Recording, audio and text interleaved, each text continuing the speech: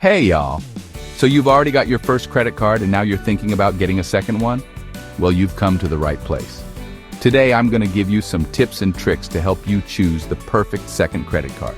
First things first, think about your goals. Are you looking to earn more rewards? Maybe you want better cashback options. Or perhaps you're aiming to build your credit. Knowing what you want will help you narrow down your choices.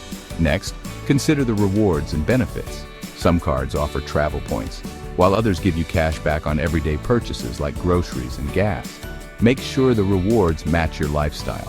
For example, if you're a frequent traveler, go for a card that offers good travel perks. Now let's talk about interest rates and fees.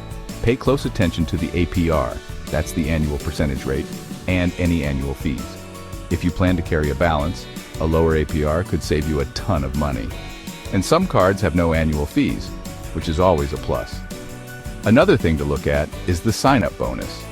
Many cards offer a big bonus if you spend a certain amount within the first few months.